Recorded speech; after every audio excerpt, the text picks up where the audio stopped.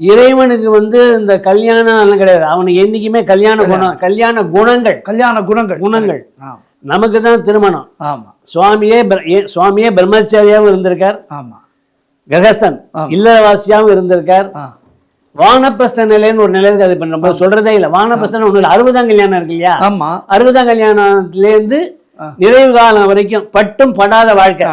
தாமரையில தனி சரி, அது வானப்பிரஸ்த நிலை. அடுத்தது சன்னியாச நிலை. நியாசம்னா ஏத்துக்கிறது, சன்னியாசம் விசேஷமா ஏத்துக்கிறது. இது எல்லாருக்கும் வராது. இறைவன் பார்த்தா எல்லா ரூபத்திலுமே இருக்கான். நம்ம காட்சி கொடுப்பான்.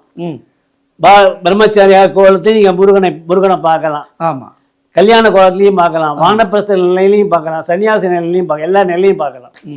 எப்பேற்பட்ட மகான்கள் ஞானிகள் கூட பார்த்தீங்கன்னா சிவ வழிபாடு தெய்வீ வழிபாடு பண்றவா கூட முருகனை முக்கியமா வழிபாடு பண்ணுவான்.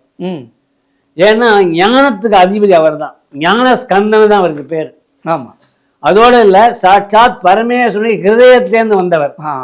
இந்த ஹிருதயஸ்தானத்துக்கு குஹ்யம் மறைஞ்சிருக்கு, அதனாலதான் இவனுக்கு குஹன்னு பேரு. அப்படின்னு அருமை. இப்ப கல்யாணம் சொன்னேன்ல, சுவாமிக்கு எந்த கல்யாணமும் கிடையாது. ஆமா உலகத்தையே படைக்கிறவனுக்கு எதுக்கு கல்யாணம்?